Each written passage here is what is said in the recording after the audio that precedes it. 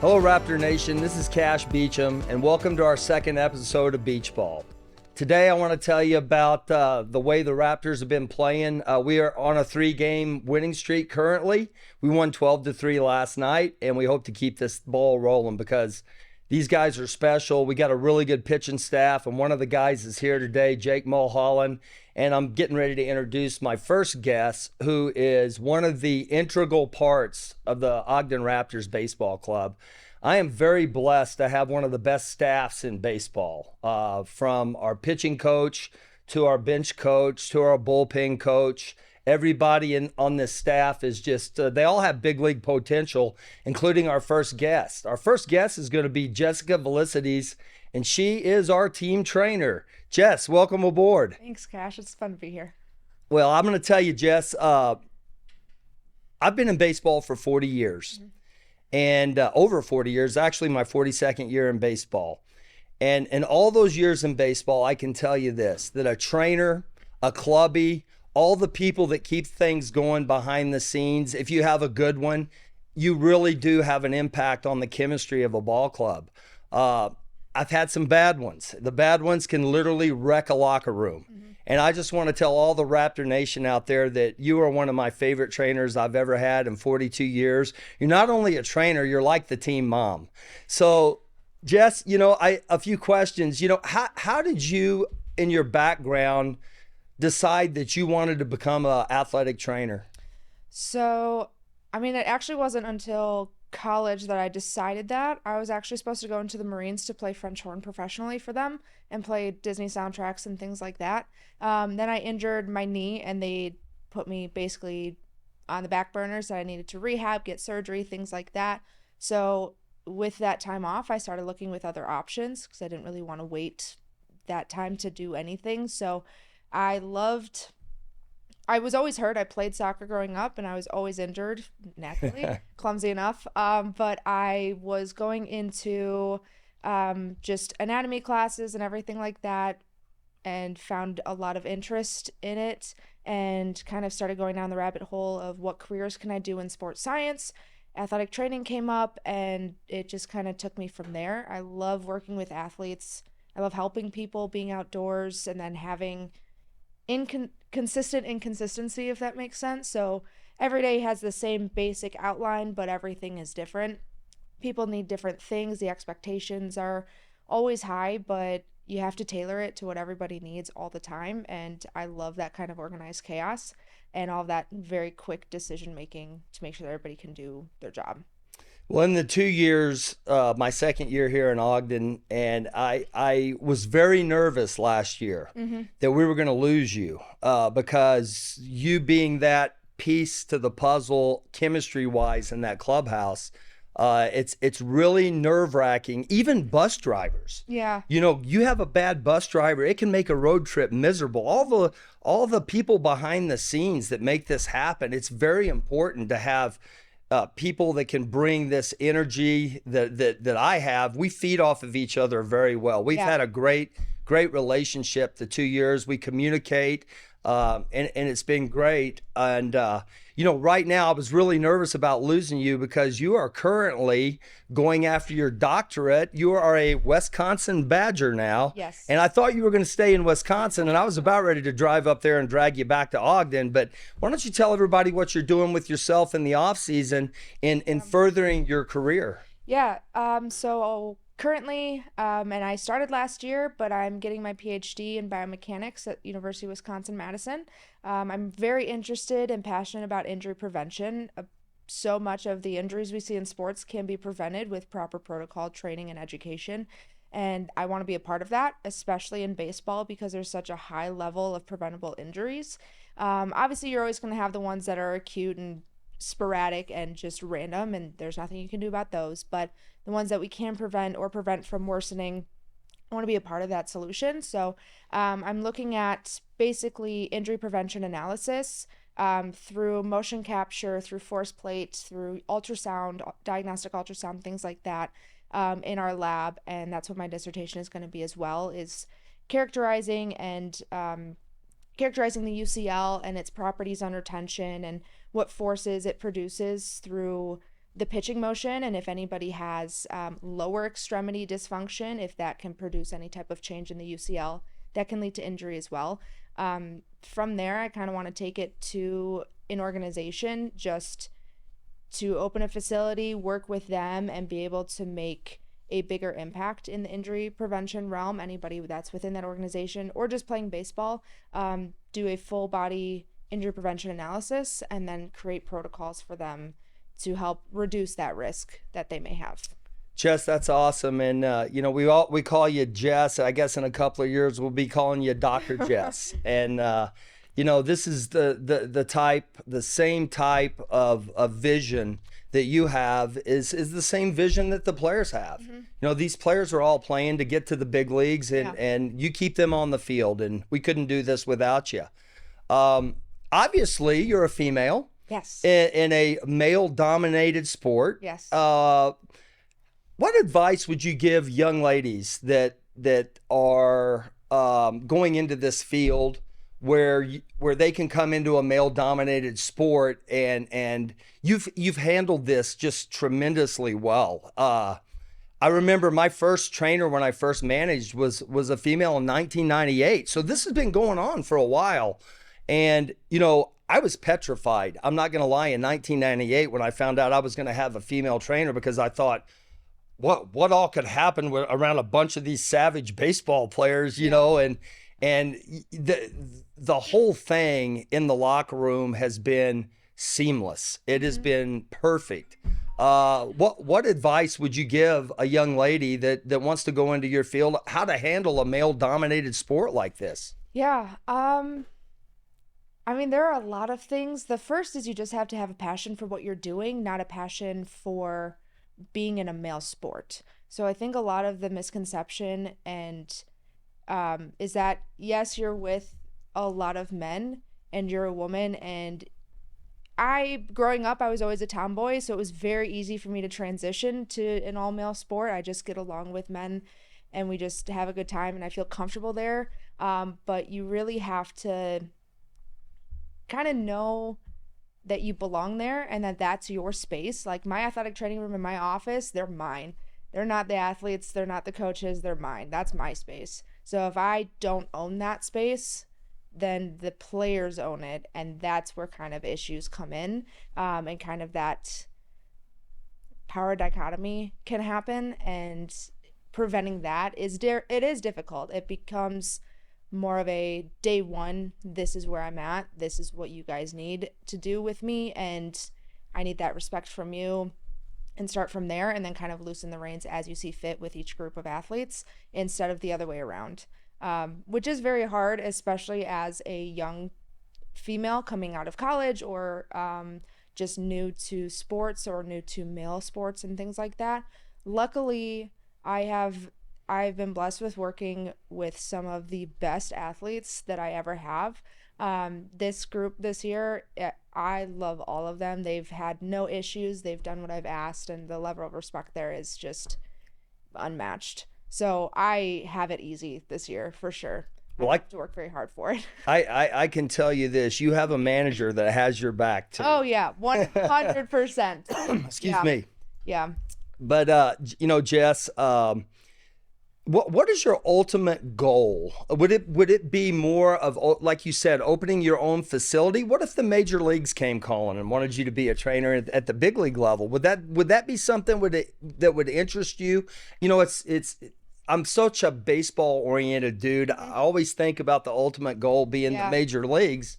It sounds to me like you want to kind of do your own thing with maybe opening up your own facility. Is that correct? Or would MLB ever be in your future? 100%. So ideally, this is kind of what I want. If I could have any job, this is what it would be. An athletic trainer in MLB during the in-season, and then in the off-season with my facility, or working or managing whatever, a facility within the organization, but traveling to prospects, or having them travel to me and then performing that entire analysis, and then reporting, giving them the body, watching them pitch, watching them hit, kind of picking out things that they're doing kinematically with their body that I can help them change to decrease their risk of injury. And then kind of reporting back to the organization and saying, hey, we give this guy a protocol, like I already have it, we can write it, whatever, and then he's good to go. Or saying, hey, he's honestly kind of got a lot of going on that even if we change something, it'll change everything from here. And then safety wise, like injury risk wise, he's a higher risk of injury and things like that. Kind of sounds like a scout more for healthcare, but I do still want to be an athletic trainer within the MLB during the in-season, and then off-season kind of work with the athletes and prospects to either keep them healthy or to get them to where they need to be for the organization the next year. You know what I think you're going to find, Jess, is it's really hard to get away from the relationships that we develop in the locker room. I mean, there's no place like it in the world. I remember the first time I got released, and it was a bad day. I came off a pretty good year. I was called in the office the last day of spring training, and I was told that I was released from the San Francisco Giants. Mm-hmm. And I handled that pretty well until I said goodbye to my teammates. Yeah. And then I cried. Yeah. And I never cried again after I got released the other two times, but that was the part that I could not bear to walk away from. Yeah. Is the relationships that we develop. Yeah. And that's why I think that I always want to work with the athletes directly, especially to continue to be their athletic trainer. I find so much joy in helping them every day and seeing them, if they are injured, seeing them go back out and either work through it because they just have that grit where they're like, we're going to work on it, but I'm still going to do my job. Or they get back from an injury and they're pain-free and they're stronger and they're better and faster. And that is the best thing that I can see. And this is where Team Mom comes in. I just get so happy and so proud of them for all the hard work that they do. That relationship building, and even on the coaching staff level, like building the relationships with you guys this season has been awesome. It's been very welcoming and team oriented instead of, well, I'm the pitching coach, I'm going to do this. Like everybody has an effect on everybody in the team. Amen. It's so unique, and especially in baseball where you just play games every day, in and out. And if you're not playing a game, you're traveling on a bus together within a very small confined space, and that's right. Play a game. So it's very nice and heartwarming to just see everybody care about each other so much. But it does make it a lot harder when somebody that we all love has to leave. Yes. For whatever reason. Yes. Even if they got called up. That's amazing and so sad. Yes. that we're losing them. But it's a family. It's a family dynamic here in Ogden, and we preach family. It's the Raptors family, and we do spend a lot of time in our recruiting, in our scouting. Not only do we scout talent, we scout attitude and makeup. Mm-hmm. And this could possibly be one of the best bunches of young men that I've ever had. And it's a joy to come to the ballpark and work with them, just like you to get to. Yeah. And, you just nailed this. You were nervous coming in here, weren't you? Oh, absolutely. You just absolutely crushed this. I hate talking. Well, I love talking, but it's just the microphones and the cameras that I don't like. Well, what I would like to say, Jess, in closing is that to the fans is when you come to a ball game, understand that it's not just the players, it's not just the manager, it's not the coaches. There is a whole system that support us, and Jessica Vlisides is absolutely a huge cog in that wheel. And we love you, and we want you to stay. I want you to stay with me forever, but I know you got bigger and better things planned. But maybe I can go up the ladder with you. Absolutely. Who knows? You never know. Well, that's good. I'll take it. Thanks for coming, Jess, and really appreciate you. Yeah, it was fun. Thanks. You bet. This is Kash Beauchamp, manager of the Ogden Raptors. Please join us for the next episode of Beauch-Ball, which is a little podcast that goes over everything Ogden Raptors. Please also come out and see the guys that you're seeing on these podcasts. You'll get to see them play live at Lindquist Field. Bring yourself and the family out to the ballpark for some great entertainment. It's one of the best places you can watch a baseball game, and it does have the most spectacular view, in my opinion, in all of sports. See you at the ballpark. Welcome back to Beauch-Ball, Raptors Nation. Today I have a very special guest.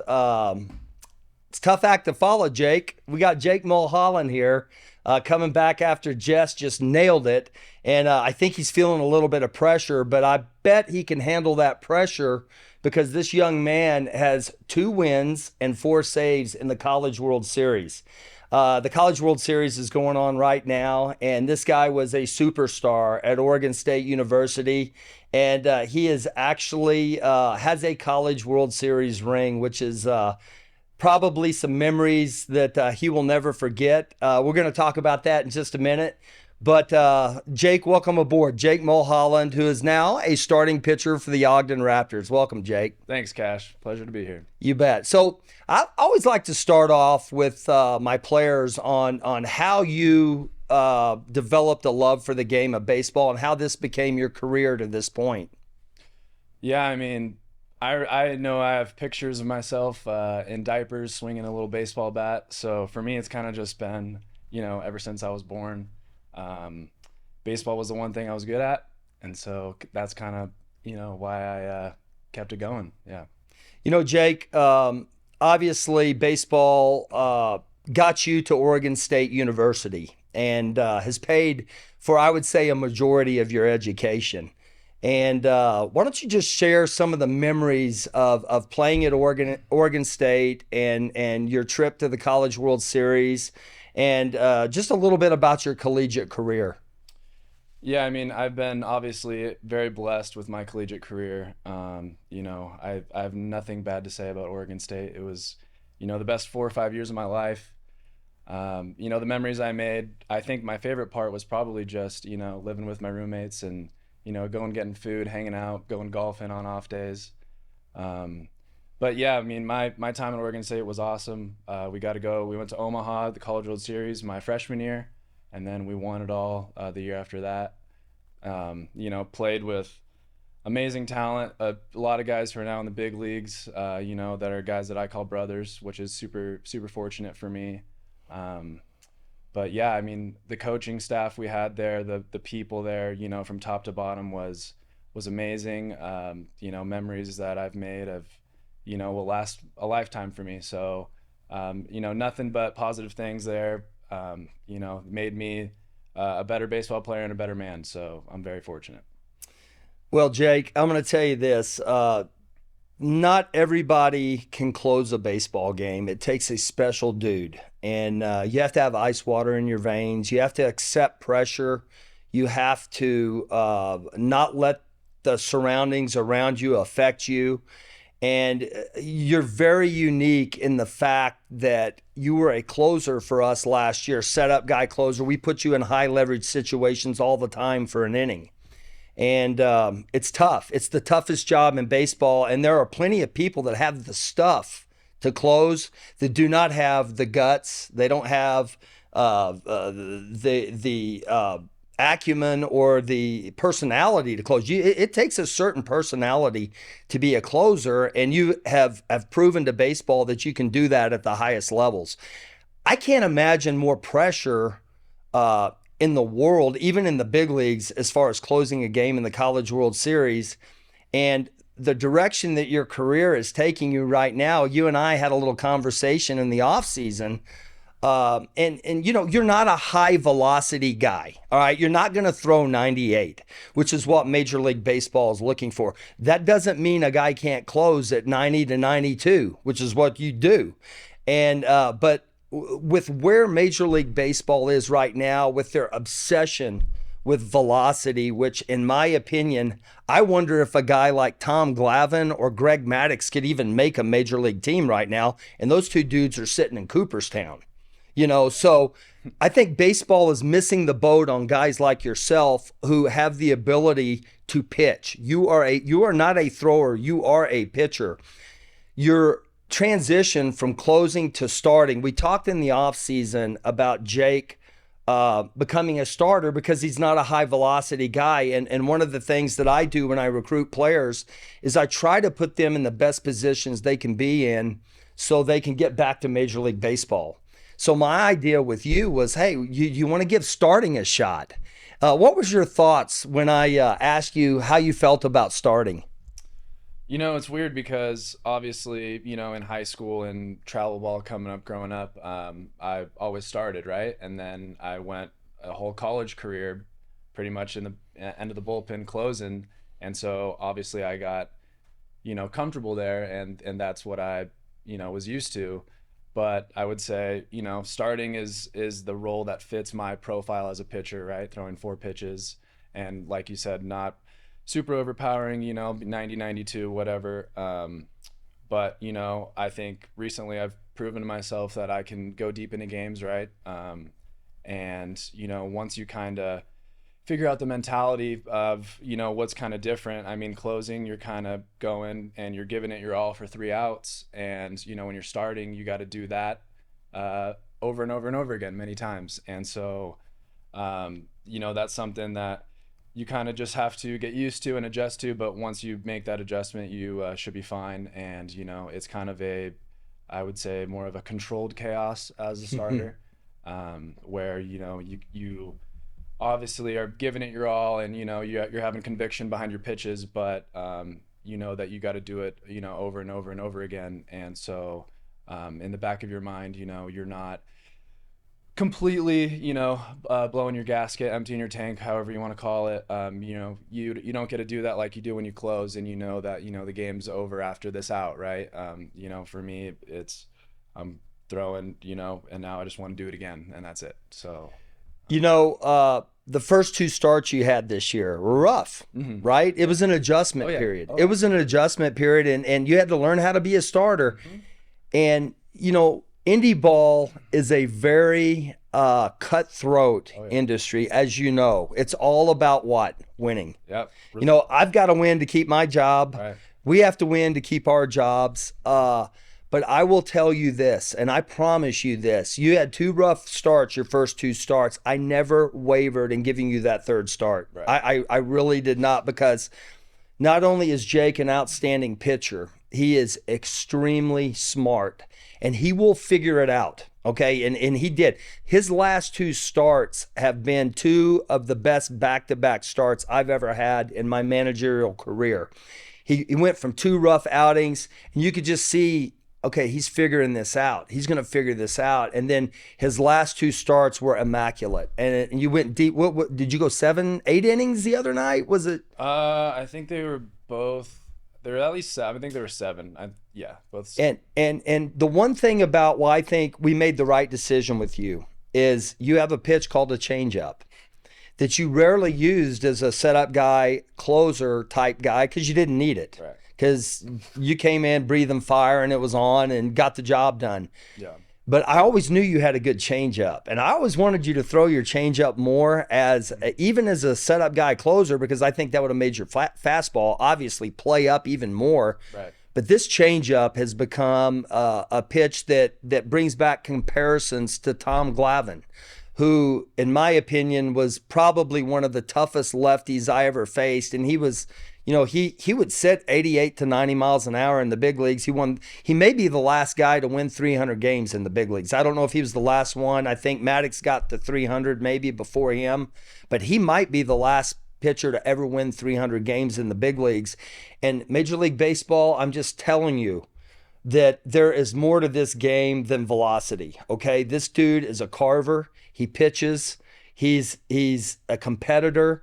And don't forget about dudes like this guy, because I'm going to tell you, I played for 14 years, and I'll take facing dudes throwing 97, 98 all day with 2 pitches over a dude with 4 or 5 that can paint corners, and it is a tough task when you're on your A game as a pitcher.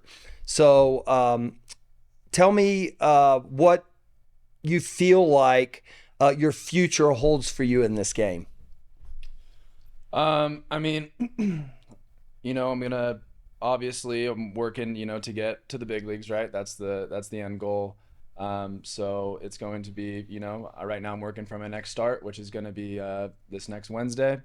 And so, what can I do right now to get better for that start? And it's going to be like that for the rest of the season. And then it's going to be an off season of, now getting better for your next start, which is going to be sometime in May. And, you just stay positive and, find out how to get better, make other people around you better, surround yourself with a good group of people and, never question yourself and, having faith and, believing that, you're here for a reason. I do believe that you have a future after your playing game or after your playing days are over in this game if you want it. I believe that, if Evan Parker goes the way, our pitching coach Evan Parker goes the way that I think he's going to go, and I think the dude has the perfect combination of fire, a little old school, but he's analytically sharp as attack. Yeah. You are one of the smarter players I've ever had, and I do believe you have a coaching career in your future if you want it. So whatever happens, the good Lord has a plan for all of us.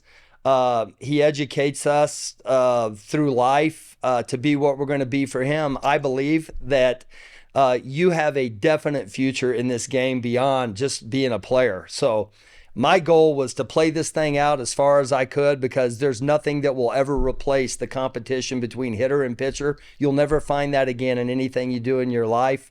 But to hang around the game like I have, if you want to do that, I believe you've got a future there as well.